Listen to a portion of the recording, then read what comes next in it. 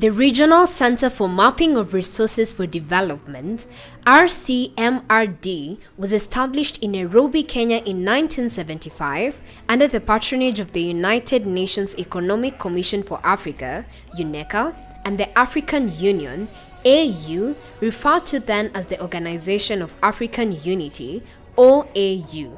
The founding members were Kenya, Uganda, Tanzania, Somalia, and Malawi.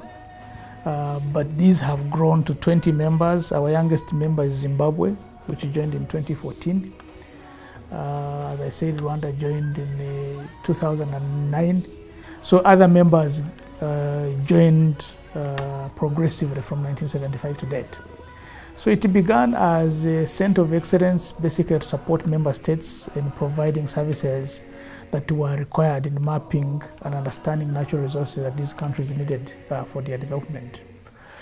So while we have mapping and surveying agencies in countries, the center backstops them by providing capacity, but also being engaged in the projects in these countries. Having started with only 5 member states, RCMRD has a current membership base of 20 contracting states in Eastern and Southern Africa. The member states are Botswana, Burundi, Comoros, Eswatini, Ethiopia, Kenya, Lesotho, Malawi, Mauritius, Namibia, Rwanda, Tanzania, Uganda, Seychelles, Somali, South Africa, Sudan and South Sudan, Zambia, and Zimbabwe.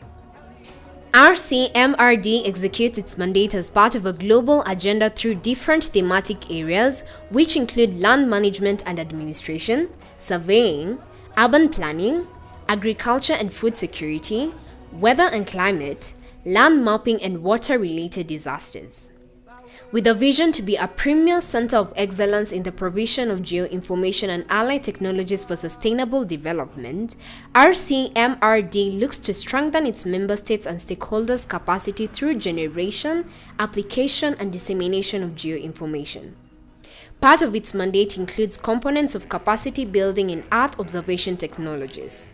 This then reiterates the importance of the training wing of RCMRD, referred to as Regional Center Training Institute, RCTI. Regional Training Institute was started in 2002 when it was offering diplomas, certificate and degrees in conjunction with Jomo Kenyatta University. But as from 2014, the decision was changed and it decided to only focus on TVET training, which only offers diplomas and certificates and short courses. With that, it started with 6 students in 2015, and the number of students has grown to 540 for last year. These were the courses for diploma and the certificate, and then also offering 100 short courses for 100 students in a year. The focus of RCTI is to become a TVET center of excellence in technical training, where currently it's offering 4 diplomas, that is diploma in Earth Survey, diploma in cartography and GIS, diploma in IT, and certificate in survey and certificate in IT. These courses have been of demand in either within Kenya and also within the member states, and it has become necessary for RCTI to expand. And with the current opening of RCMRD complex, and then the current buildings are going to be left for the training institute, we expect the training institute to expand, and that has delivered the need of RCTI master plan, which is ongoing, and the RCTI master plan is focused on bringing up green buildings, which will be more for training, and then it will also create more space so that more students can be trained, so that we can focus on students in the member states and also beyond, where we can train people from the whole of Africa and even other places. RCTI will be able, the focus is on training the practical technologies and current technologies using practical skills, so that the students or the graduates who come from the institute are able to focus and be able to know the current technologies and be able to apply them, because it's on handheld practicals. We've actually been doing that for the time that has been there, and we want to be able to do more on that. With the current RCMRD complex, RCTI will get all the necessary space that it requires, so that it can be able to generate revenue. Because one purpose of RCTI is to generate revenue, to support the member states' contribution, and be able to train people from the member states, and be able to train even those people who are not skilled or those people who are semi-skilled, so that they can be able to get the necessary skills and be able to deliver in their own line. As we develop and we come up with a new master plan, we are going to focus on geotechnologies, and so that we add on them, and then we'll also add more courses, so that we can be able to be a whole institute which can be able to meet the objective of its start and be able to deliver what it is required for it. So when the master plan is complete, we are going to come up with even accommodation, whereby students from the member states can be accommodated within the compound, and will not have to have a problem of getting accommodation. We'll also be able to come up with more extra courses, which are more important and are happening with the current development in the member states. Like any other growing institution, RCMRD, having existed for 45 years, has had its fair share of both hills and valleys. Both previous and current managements have had to celebrate some notable milestones, and equally so, to battle some challenges towards realizing the kind of institution that stands today. So over the years, the center has had a history of ups and downs. When it began, it was initially the chair of the governing council was actually ECM, and members were contributing to its sustenance. And there were also donors, particularly UNEP, USAID, UNITA. But I think in the 90s, I think things changed, and the donor support went down. Member states' economies were down, so there was little contribution coming. So the center almost collapsed. It went into serious financial crisis until a decision was made by governing council to downsize it to very, very minimal staff. I think staff salaries that time were cut in some cases by 90%. And most of the technical staff were laid off, and each country was asked to pay arrears to their own nationals. So those who are from Kenya were supposed to be paid by Kenyan government. I think a good majority of the staff from Kenya didn't agree with what their government was paying, and they went to court. So we had a court case from 2000 that we concluded early this year and settled the concerned staff. Some of them are already passed away, so we are dealing with their children. So that's something that has also been a big liability arising from that history that we've been able to handle and complete. So from after the downsizing of staff, the center tried to look at ways of developing, and Vision 2020 was enacted by the Governing Council in 1997. And it had two main goals. One was to ask the center to be more practical in solving member states' issues so that they can justify their contributions. The second one was the center to be self-sustaining. So all our activities have been to see how can we be more in tune with the needs of the member states, and how can we be able to generate revenues to make sure we are not over-reliant on member states. And I wish to state that to date that has been achieved because lots of services are being offered to member states, including servicing their equipment every year.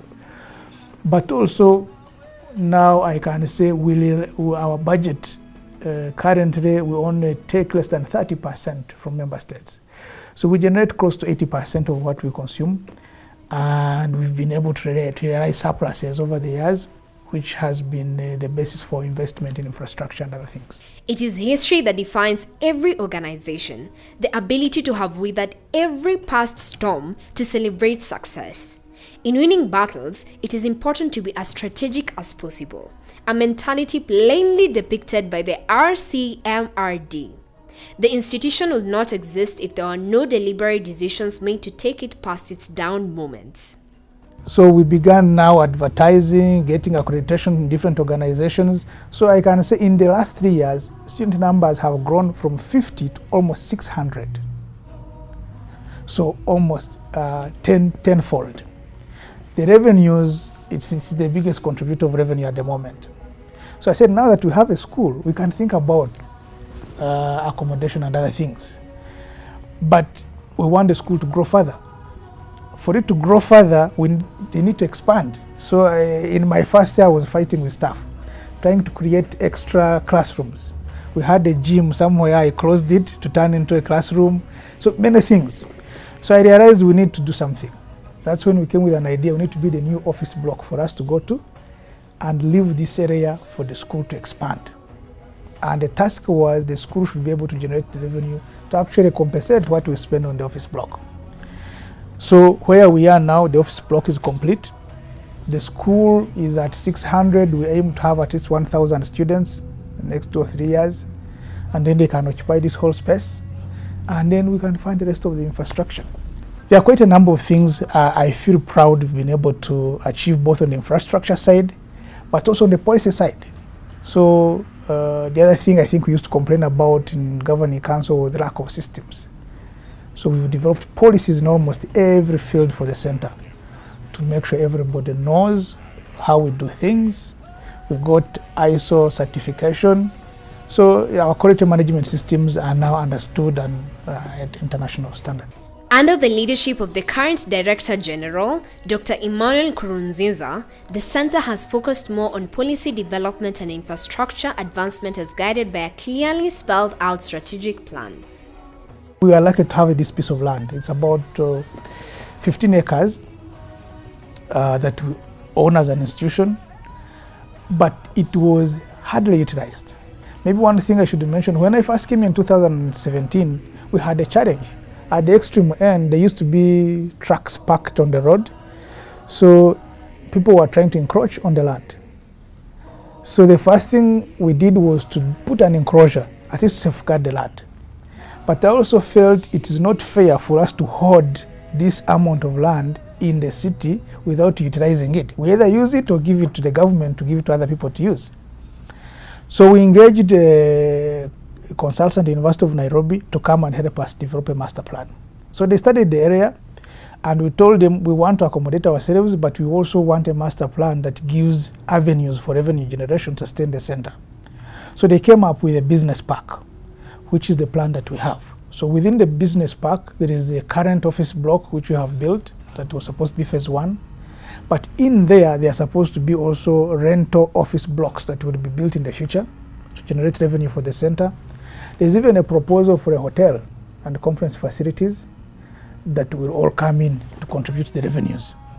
So they developed this, did a feasibility to see what is marketable here, the returns on investment.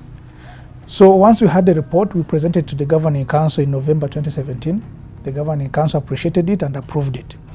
So in it, we told them this is what we want to do in years to come, but also allow us to begin with phase 1. And phase 1 was to build the office block with attendant infrastructure so that we can be able to allow the training institute to expand.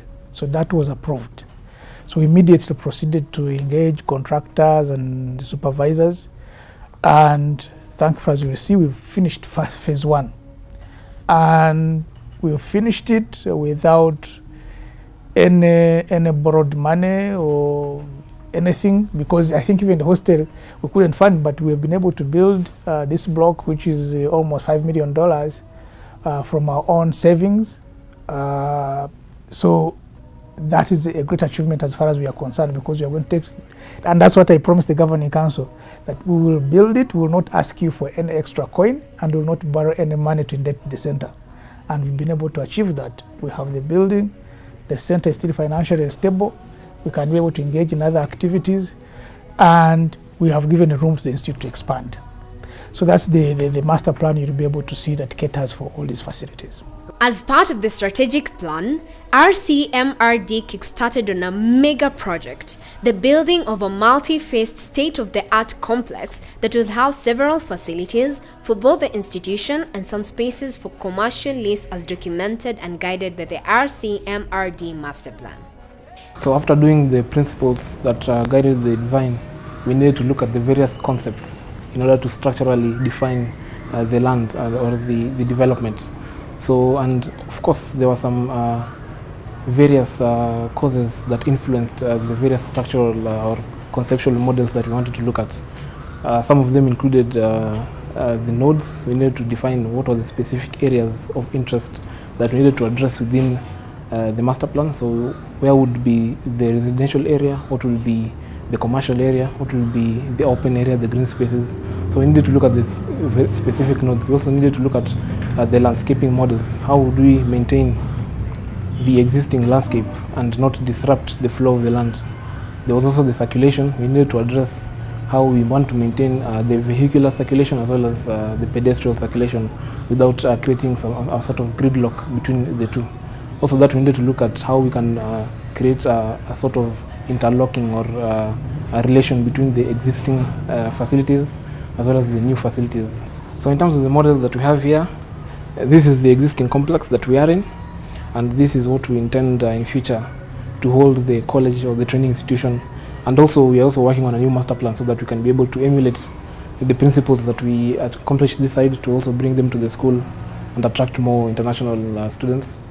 To the business case master plan that we are currently working on, the first phase that we've done is this block, which is the RCMRD complex, and the other phases will involve the 3 blocks, the 4 blocks over here, which these are all hotels plus a furnished apartment and a conference area. Then this will be the final block that we intend to do, and now this will be lettable offices that will be able to create a secondary source of income for the center. In terms of infrastructure, we've done the entire infrastructure for all the buildings on site, apart from the road at the back, which will be done under the second phase. So under sustainability, while we were coming up with the master plan and in the design phase, we sought out to look at what would be the guiding principles that will be able to guide us while we design and we construct this master plan. So what we saw that was very important was the necessity to maintain the center's goals and aims, and this very importantly was the sustainable goals and development. So we decided to say that okay, our development as well as our construction will be a sustainable building. And how do we do this, and how do we achieve this? So we have various items that we saw as key under sustainability development. We have the sustainability, mobility and transport, as well as efficient green features and passive solar design. When we were developing this concept, we started by analyzing what is already on site. And across the site, we have the existing structures, which are more or less conventional in terms of design. So in this particular section of the site, we decided to have a complete departure from the norm in terms of design.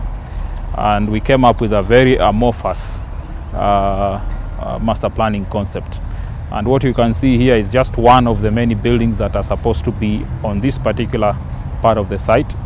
And as you can see, the shape of the building is curved, more or less welcoming people into this great center. When we were developing the building, we had 7 key principles that we wanted to attain.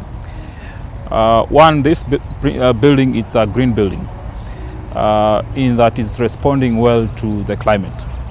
And in order to achieve that, we designed the building to have the following features. One, it has 2 ways of ventilation. One, we have the cross ventilation, which is across the building, and also we have the stack ventilation. Stack ventilation is purely propagated by the volume of space that you can see at the entrance. So at any given time, we expect the building to run without any need for mechanical ventilation, like ACs and the like, except 1 or 2 spaces which are specialized, like the server rooms. Also, when we were designing this building, we wanted it to be fully run by natural lighting. As you can see, the building has very extensive windows. It's only a section of the corridor that has no direct access to natural lighting, but the partitions that we have used ensure that natural light gets into the deeper parts of the building. The other thing that also we considered while designing this building was the sun shading devices.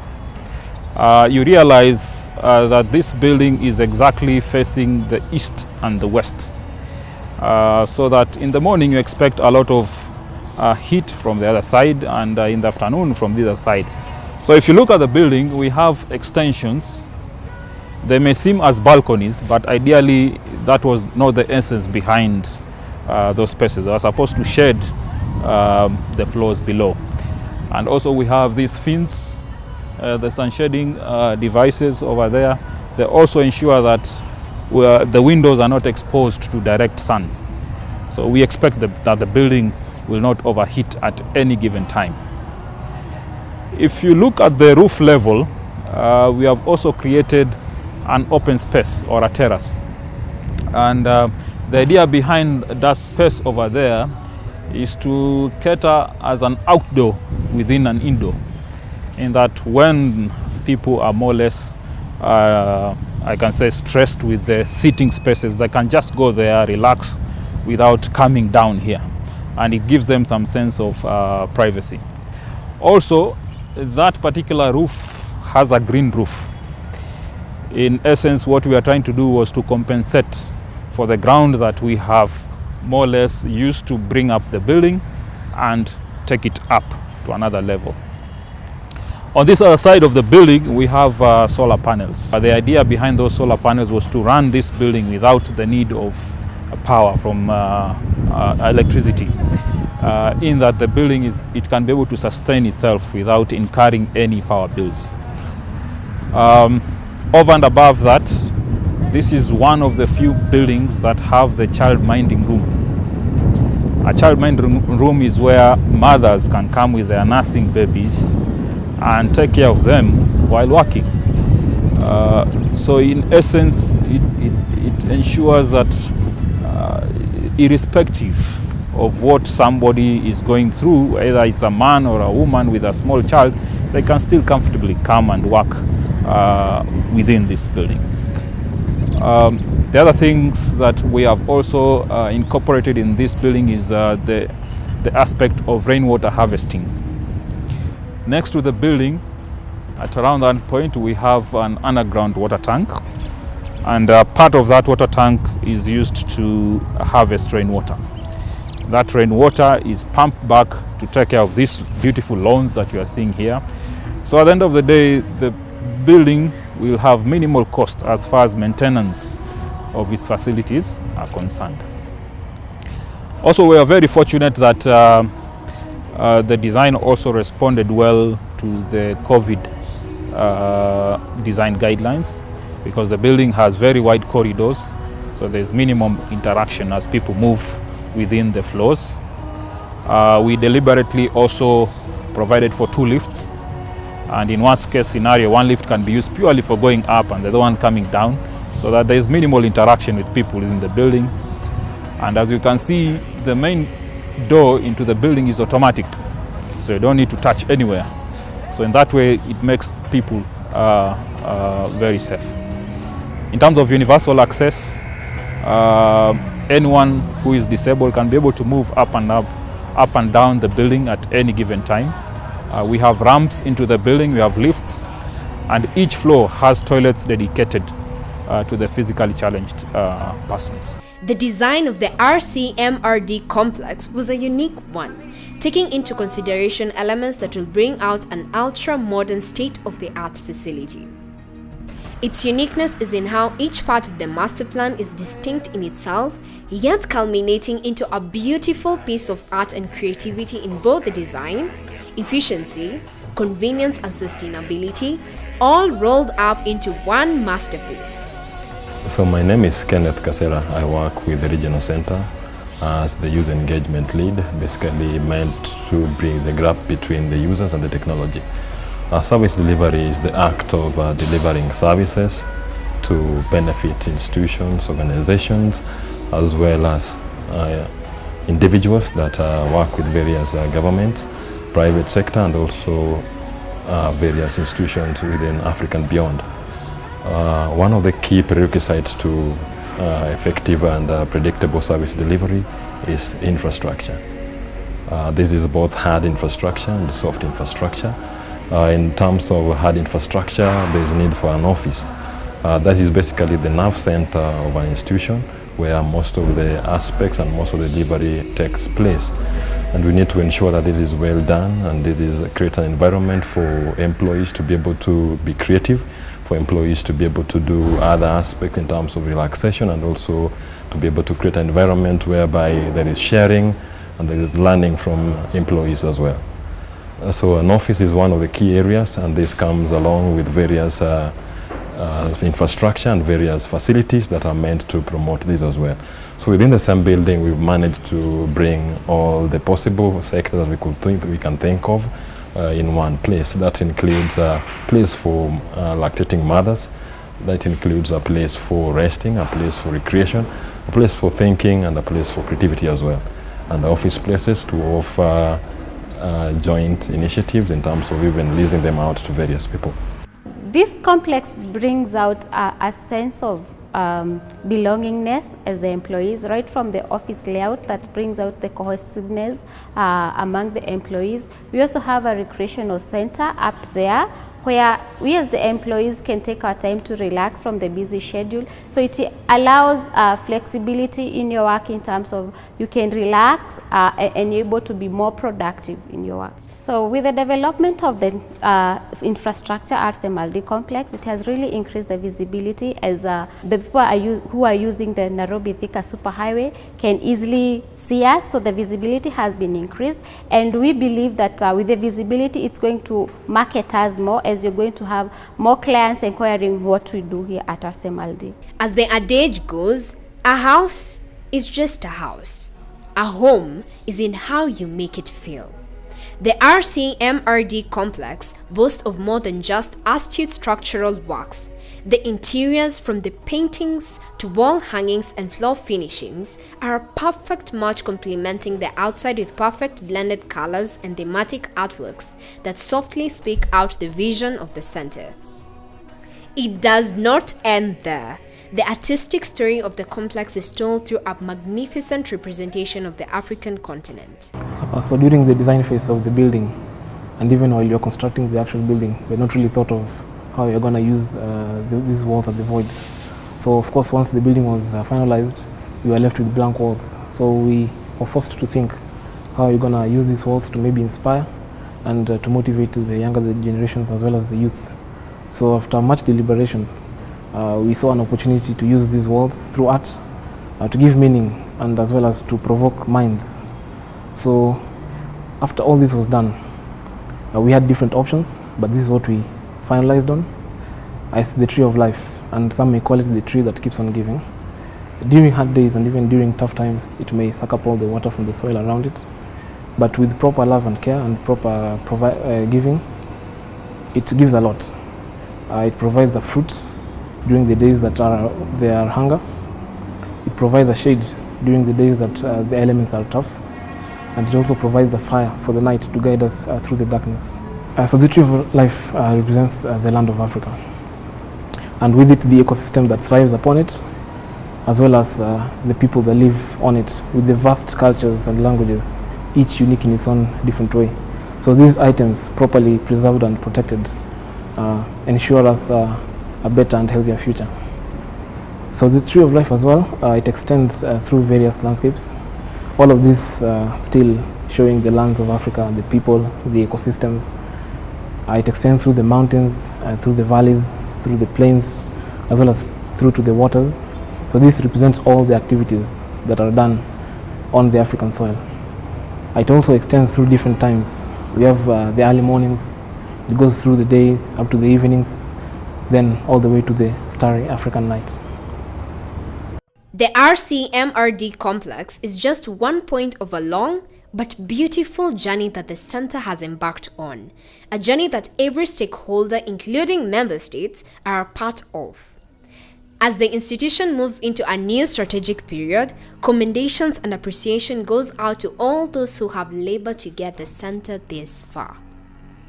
The starting point is really to thank our member states for the faith and confidence they have continued to have in the center. Despite its ups and downs, when the governing council meets, the technical committee meets, you see true ownership of the center. So they all care about the life of the center. So I want to thank them and encourage them to keep that, and promise them that as a center, we also keep working hard to live to their expectations. So from for the years I have been here, we had the first chair was from Rwanda. I wish to thank him very much because he was part of the approval process of the current plans that we're implementing. He was supported by the chair of the technical committee from Namibia. And then currently we have chair from Botswana, Ms. Elizabeth Komotaka, who has been very helpful in really pushing everything we are doing. The other subcommittees as well, I mentioned the tender committee, especially for this infrastructure development. Mrs. Dokaras or Karanyi from Uganda, who chairs the committee, they are actively involved, making sure we do what we are supposed to do, and I want to thank them. So I wish also to thank, of course, my colleagues and members of staff. I mean, when we began this program, you needed to get colleagues to believe in the vision. Of course, there was a lot of uncertainty from the beginning, but slowly they came up. But there are those who picked up immediately. Unfortunately, some of them are now retired, like Muya, who used to head our geomatics section, was chairing our committee. Another gentleman who has gone to study, Mr. Mina. So these staff were critical in following it up. If you look at even the furnishing, there's a design team. I picked a few members from our own staff to make sure what we do here, whether it's the color of the carpet, whether it's the color of the paint, it's the tiles, they decided. So it's a team comprising of Stella Masese, Elizabeth Ojuma, and Mordecai Barasa. They were doing the design, supported of course by a clerk of works, Kevin, that is part of this interview. So I want to thank all those groups, and then our partners who offered unwavering support throughout this journey. So I want to say, much as we are working on a new vision that will take us beyond 2020 to 2050, we are still holding dear the key objectives of 2020, which is to offer competitive value proposition to member states and then build our own sustainability. And we are on course to do that. Hopefully, we have laid the foundation. Whether it's in policies, whether it's in plans, everything is in place. All it needs is consistency, support, and implementation. So we would wish to really encourage non-contracting member states. I specifically mentioned Djibouti, Angola, Mozambique, Madagascar, DRC, Eritrea, to join the family. There's a lot to benefit from this center, and I think we are trying to show that the center is going places, so it's good that they come and join us and we grow together and serve our continent in this field that is also growing internationally.